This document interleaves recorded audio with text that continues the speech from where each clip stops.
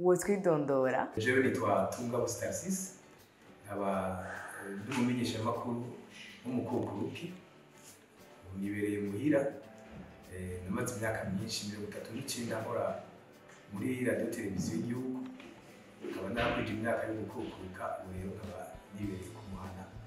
Woba watanguye kumenyesha amakuru ryari, mbega vyagenze gute? Gutangura kumenyesha amakuru byarizanye, si ibintu ndovuga ngo yarize canke yiteguriye, no kugira yuko kugira ninjire hariya muri radio y'igihugu, nta muntu ariko turatembera n'abandi bagenzi, tuvuye ku Tanganyika tuduga buke nyine twari abanyeshuri duhereje amashuri yisumbuye, hamwe nyine mu mwanya tutwigire ko campus kuri Université y'Uburundi, turiko turatembera turaduga, tugeze kuri radio dusanga hari itangazo ryanditse hajya ku miryango yuko bagomba gutanga akazi ku bakozi bakora mu bya porogaramu no mu makuru. Duca turiyandikisha, haciye iminsi baradutuma ko turakora ikibazo turagitora, hanyuma baca baraduha akazi tubona gukora mugabo tugakora muri porogaramu apana mu makuru, mu biganiro. Mu ntango ya kirya kiganiro c'inkino vyari vyoroshe canke vyari bigoye? By'ukuri byaranyoroheye cyane kuko jewe n'ibintu narisanzwe nkunda, kiretse yuko ntari bwatangure kuja kuri mikro kugira ngo presente ikiganiro c'inkino, nayo ubundi nenda bizi byose ku buryo nabari basanzwe babikoramwo, ngira ngo nta numwe yonteye akoba kuko nashitse natanguye nta nuwamaze indwi zibiri ngo ariko aranyigisha. Twaricaranye muri studio kabiri n'umuntu wasanzwe agikora, mugabo mu nyuma ncasigara agenda gikora jenyine natangorana. Uducira ku mayange ingene wategura ikiganiro? Ikiganiro urumva ifise amashami, hariho ivyo mu gihugu ngaho iwacu, hariho ivyo mu karere canke ivyakure mu zaburaya n'ahandi. Amakuru yo ngaha umuntu yarishikira ku kibuga akayarondera. Hanyuma kuvyerekeye amakuru yo hanze, ico gihe nta internet yariho, hariho telex, ni kujya kwa radio abari afitaniye ubucuti n'andi radio, hariho twari muri Agence France Presse AFP. Hanyuma rero amakuru avuye mu Bufaransa akashikira muri bureau, hariho bureau amakuru ashikirako yitwa telex ya muri RTNB. Wacu ugenda ahantu hari sport yiwawe ugatora ukarabika ko interesa ibikuryohera, ubona bifise akamaro ukabikuramwo ukabitoraja kubitereta. Ikindi gihe jewe nakora narifise akaradio ka enregistreur naguze, kubera hariho amaradiyo agira ama emission cyane cyane mu ijoro, je numviriza ntuze ya RFI, Voix d'Amérique, ntuze BBC na Deutsche Welle, mu programme ari mu gifaransa. Igihe cya sport nari maze kwandika ama frequences bakorerako n'amasaha bakorerako, ku buryo ndi muhira nama ndiko ndarujisa emission za sport zabo.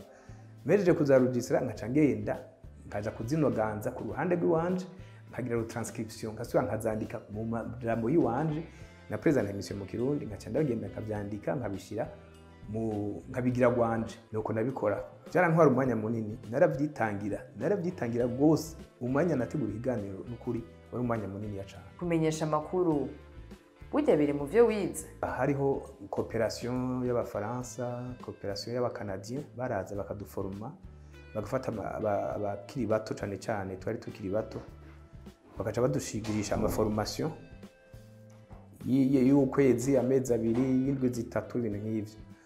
Ukambwa bikaza bikagaruka ntibivuge ngo bibaye rimwe muri uno mwaka bizogaruka mu myaka 5 imbere, ugasanga rero ku mwaka turafise ama formation. Ivyo byaradufashije.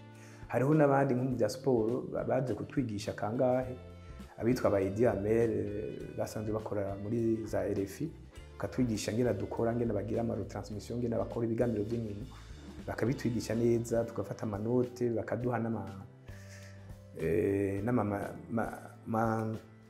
ibitabo, ama manuel yengena bakora. Ivyo byose utabigize mu mwete ngo uzura bisoma ukabika muhira ntaco bikumbarira, mugabo ugize umwete ukuzura bisoma urumva ko ugumye mu kazi kawe mu mwuga neza. Hanyuma naragiye no kwiga hanze vya journalisme, mugabo byo ni journalisme dans l'ensemble, so kuvuga ko hari bya sport nengiyemo gusa. Woba wisunga iki kugira utegure kirya kiganiro? Nkisunga ibihe turimo, tugeze hehe, activité actualité ya siporo ibigezweho ni ibihe, ni ikihe abantu baba banyotewe kurusha ikindi, ni ikihe kidafise akamaro kurusha ibindi, ukamenya abo wiyaderesa abo ubwira ayo makuru ni bande, bakeneye ibimeze gute. Ijwi ryanyu ahantu hose bararikunda, mbega bibaza ko vyoba vyava kuki? Ibyo navyo nabimenya. Ijwi umuntu wese afite ijwi, je nibaza sinzi ivy'amajwi ko ari cyo vyoba binamaze. Je nibaza ko benshi bakunda ikirimwo. C'est vrai, benshi barambira ko ijwi ryanje barikunda cyane kandi bakunda gukurikira, bakaca bavuga ati uraduha n'umuziki uryoshe, donc uriyaranje kwikiribra, uzanye umuziki uryoshe ukazana materi iryoshe ukayinonosora neza ukayisigatura ugashika kuyitsitso, abantu barabikunda. Hoba hariho ibindi biganiro mwakora kiretse ikiganiro c'inkino? Narakoze itumaranirungu nyinshi zishika 360 nibuka neza. Naragize ikiganiro cyitwa Karanga ku Burundi kivuga ibya kera imyaka ishika kuri 10. Naragize ikiganiro cyitwa Kerebuka imyaka nka 10. Naragize ibiganiro bisanzwe nka Isamirizi wacu byo byari regulier ko ari co-production. Hanyuma naragize twagira n'amamini programme yo bita micro programme. Nibiganiro byinshi nakozemo. Indirimbo zose wacishamwo mu kiganiro nyinshi cyane wabuzizi, none hajya n'umuziki ni guyawo. Indirimbo zirafise nizo zizana niko kunyu. Ugomba gutanga ikiganiro kiryoshe kirimwo hakaba harimwo akamaro je twishamwe umuziki. Ifo kuba selectif, ukarondera umuziki abantu bashobora gukunda, ukamenya na public cible yawe yariyo, kuko nko ku murango uramenya umuziki uza kuvuza n'uwuhe, ari mwijoro naho nyine ukamenya umuziki n'uwu, audience ufise ni bande bari branche kuri uwo mwanya ko ariko baragukurikira, kandi nabo nyene baranagufasha nabyo ati zijya ndirimbo ziraryoshe amasaha nkaya gutyo, kuko umuziki vraiment ni nka kunyu ushize n'ibirungo, n'ikirungo gituma ibyo kujya bimota neza bikaryoha. Tunga bose yoba yakinye yego muri scolaire ku mashuri aha ino ibujumbura sinashoboye gukina muri division. Muri equipe corporative n'ubu mpagaritse vuba mugabo ndacari mu mambe akomeye, kuko ndi mu nzego ziyoboye uwo mugwi witwa Foot Fellows Club. Ugomba kububona uzosanga mu Nyakabiga hajya kuri Skepers. Hari mu equipe abiri yitwa Mukaza ya kera na Foot Fellows yaje mu nyuma, imaze imyaka 32 urumva nayo nese nto irakuze. Mwoba mufise abana bangahe?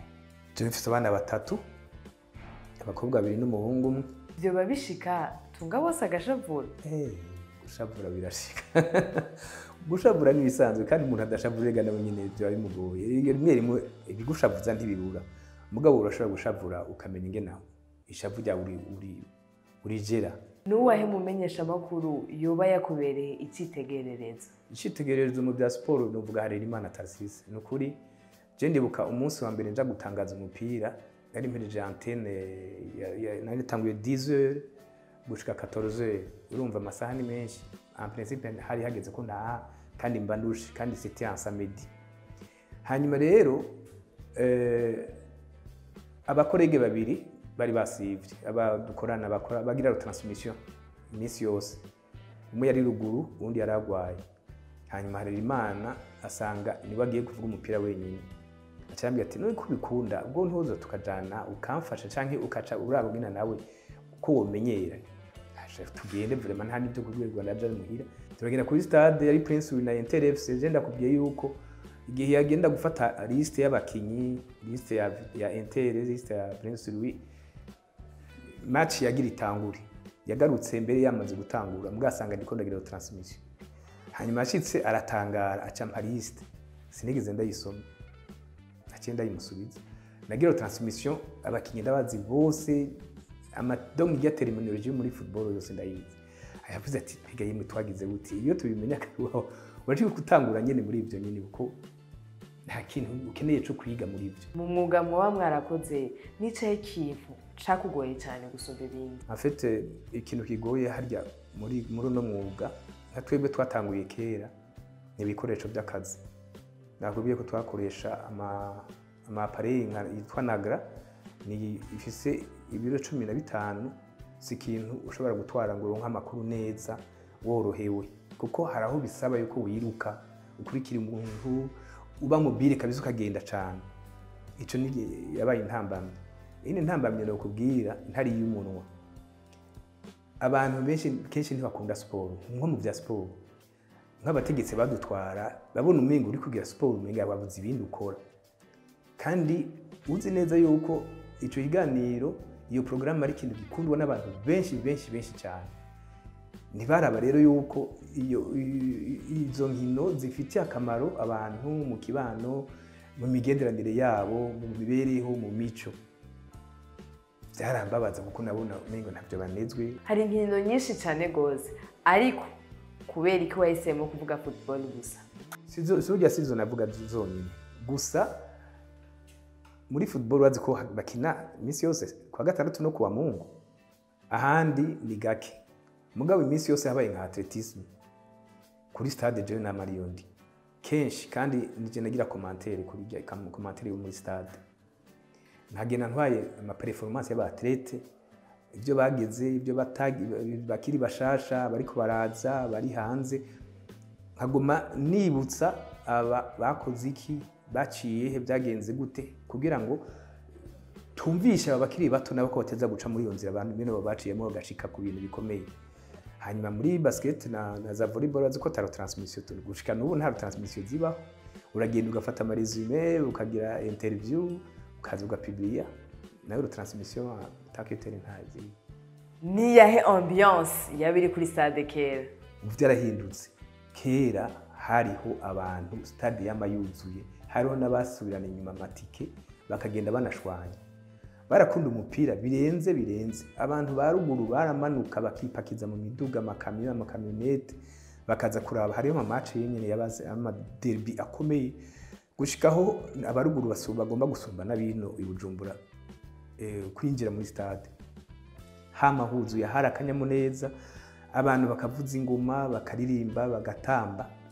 Wari umunsi mukuru imisi yose. Ahubwo biratangaje kubona nk'ubu ushobora kuja kuri stade ugasanga abarorezi bangana n'abakinyi bari muri tele. Match ya mbere wagize ko transmission yahuza equipe zahe, wiyumvise gute? Inter FC na Prince Louis. Niyo match nagize ro transmission ya mbere, kandi equipe zari zikomeye zose, turavye n'abakinyi bari mu kibuga. Basha ari match ikomeye kuko equipe naho Prince Louis yitwa kuri gatoyi munsi ya Inter FC, iri match baba kabisa. Urabona yuko n'abantu bari bahari, n'ingena imigwi yari ikunzwe. Prince FC abafana bayo barungerunge, Inter FC abafana bayo mu Buyenzi yaza yose, ukuri byari biryoshe. Hanyuma rero n'umujournaliste uri kuragira transmission wasanga nawe utwawe uri mu mukuba wabo bantu bariko bararorera, kuko baba bari benshi kandi baratera kamo cyane. Jini buka ko nagira transmission mbagaze kandi mfise intebe, ngahaguruka nkumva umenga niho ndi mfise amahoro. Umwuga wo kumenyesha amakuru wo muri bino bihe ubona gute? Ubu hariho ibintu byinshi byahindutse, kandi bihinduka mu nzira nziza, kuko techniquement ubu haraje amajambere. Ibikoresho n'ibya kijambere biranyarusa gukora akazi n'ingoga, biroroshe gukoresha uri kurarondera amakuru. Hanyuma akaca haza na internet, ugomba kurondera yo hanze, uricara mu biro mu mwanya muto yuko bamaze kwegeranya amakuru ubona ko ukeneye ibyo gukoresha. Nayo kera twaracumukura, byari bigoye cyane. Urumva rero abo ntibagomba kwinjira ngo bamenye umwuga cyane. C'est mon impression. Urumva hari usanga nk'abantu muri studio hariyo nk'abantu babiri cyangwa batatu bariko baradebata, bagatwara umwanya munini wo guharira hagati yabo aho kuvuga inkuru nyamuntu. Ugasanga umengo bari muri bras de fer. Uri musanzwe abajournaliste bariko bakorana muri programme imwe, barubakana kwagenda mu nzira imwe, atakuvuga ngo ya nuku nta kunyinyana. Niya impanuro wotekerera ugwaruka rukora umwuga wo kumenyesha amakuru y'inkino? Nukumviriza amaradiyo yo hanze, amateleviziyo, bakaraba n'ingene abajournaliste bariko barakora. Si kubakopia, mugabo niko bimeze. Uteza kurabira ku bandi ingene babikora, ingene babitunganya, n'ingene bahana ijambo iyo ruka bakora bari kumwe nko muri studio canke kuri plateau, ukaraba ingene bakompletana. Hanyuma ikiri naco, abajournaliste barakwiye kuba solidaire, bakumvikana. hariho nk'ubu uya ugize programme uzabona ubundi ariko aragutuka canke babigora guponda ngo bikora guponda bijya ntibibaho mu bisanzwe kumenyesha amakuru n'umwuga abantu bawukora bakundana bagashira hamwe bakavyurana ugiye gutemba bakamufata hanyuma habaye agakosa kuko nta muntu nyabita ibura gahonze muraheza mukamubwira neza mugataka umuryango macaye mubwira ngo igabo ntabyuzura shaka kureka biba bijya sigiza na gatoya no kugira solidarité bagakundana bagakorana mugabo bakumvikana nabo nyene mu media barimo yuko bari responsable batuza bararonderera ama formation bishoboka.